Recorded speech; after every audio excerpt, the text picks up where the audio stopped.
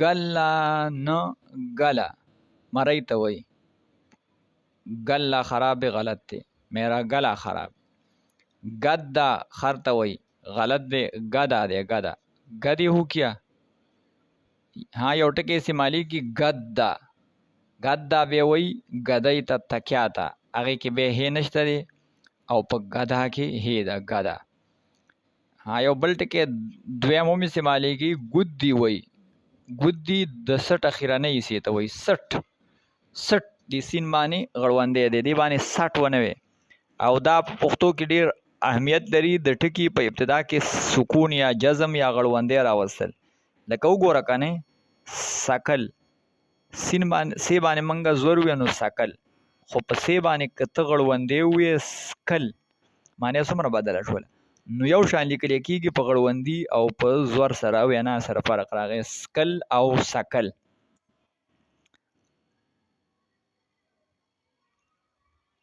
بل ټکی دی خودکشي. خودکشي غلط دی، خودکشي دی. کشي راوته دی کشتن.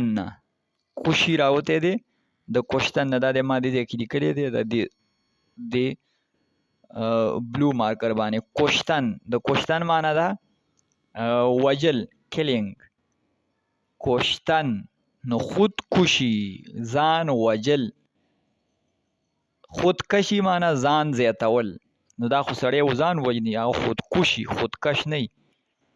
دغه ځان نسل کشي غلط دی، نسل کشي. د سارو د اسپتال مخې ته لیکلي جانوروں کی نسل کشی کی جاتی ہے. د سارو نسل زیاتولی شي. ها فلسطین کې نسل کشي روانه ده، نسل ولا ختمه. نو هغه نسل کشي دی، نسل وجل او نسل کشتن نسل کل کول. ها په سارو په اسپتال کې خو نسلونه نه ختمي، الته نسلونه زیاتوي، نو نسل کشي. نو اسانه ده. کشي د کشتن نه راوته وجل او کشي د کشتن نه راوته دی زیاتول. یو پښتانه بل غلطي کوي، پښتانه نه چې ټول خلک یې کوي، پنجابیان او اردو خان ټول. جانبین تسنیه ده. دا د عربی یو خاص وزن او سټرکچر دی چې هغه ته موږ وایو تسنیه. تسنیه معنی ده دوه ویل، ډول. ډول کې دا دوه د پاره خاص وزن راتل، دا د عربی خصوصیت دی. لکه ګوره مشرقین دوه مشرقه. دغه شان جانبین د دوو طرفونه. یا موږ وایو فریقین. فریقین الکه فریقین کی طرف سے لڑائی جاری تھی، یا فریقین میں صلح ہو گئی.